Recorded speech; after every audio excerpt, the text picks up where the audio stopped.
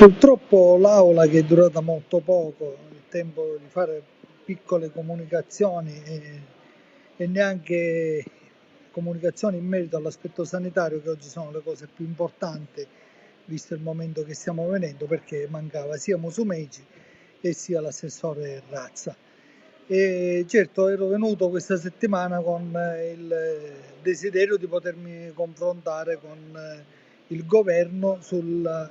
proposta che io ho avanzato già da una settimana in merito all'istituzione della zona rossa per tutta la provincia di Ragusa, non comprendendo come mai 10 giorni fa, anche di più, abbiamo istituito Vittoria con 478 positivi e un sistema sanitario che aveva una determinata pressione dal punto di vista delle decenze, delle persone ricoverate, delle persone in terapia subintensiva e in terapia intensiva. Rispetto a oggi, che a Ragusa ne abbiamo quasi 600 e quindi abbiamo superato Vittoria, e dove il sistema provinciale, che è unico, è abbondantemente ormai in crisi, e tutto il sistema sanitario è in crisi e in maniera preoccupante. Ancora ci sono persone che sono a casa, tante con sintomi, che hanno bisogno di attenzione, un sistema sanitario che più è apprezzato, che più ovviamente più ci sono persone che stanno male, persone che sono positive, più è difficile stargli anche dietro, perché un discorso è fare tampone a una popolazione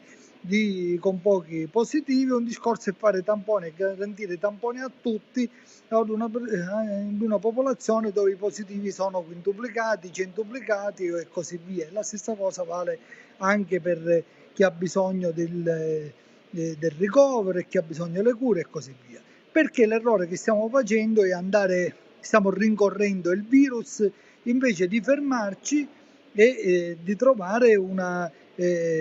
appunto ad abbassare questa curva, non solo, commettendo anche un errore anche per le stesse partite IVA, perché c'è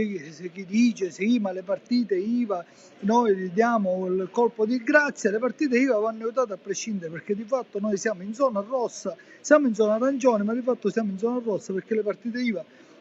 sono ugualmente stanno facendo enormi sacrifici, nessuno va nei ristoranti, va nei pub, nessuno si muove, e quindi le partite IVA non hanno i benefici delle zone rosse e non ne possono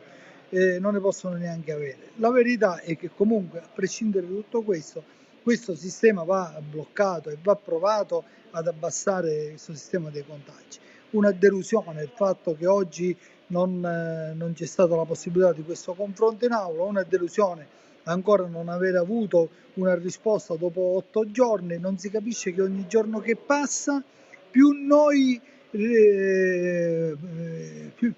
ritardiamo nella chiusura, più ritarderemo nell'apertura, non solo, e più compromettiamo il sistema sanitario. Ci vorrà molto più tempo a farlo ripartire. La stessa cosa per le partite IVA, compromettendo ogni giorno che passa. Si compromette anche il Natale, che era un mese buono per le partite IVA, e noi avessimo chiuso già a fine ottobre e utilizzato fine ottobre il mese di novembre per abbassare la curva. Sicuramente invece a dicembre potevamo aprire le attività commerciali. Questa è la lungimiranza, purtroppo, di chi ci governa.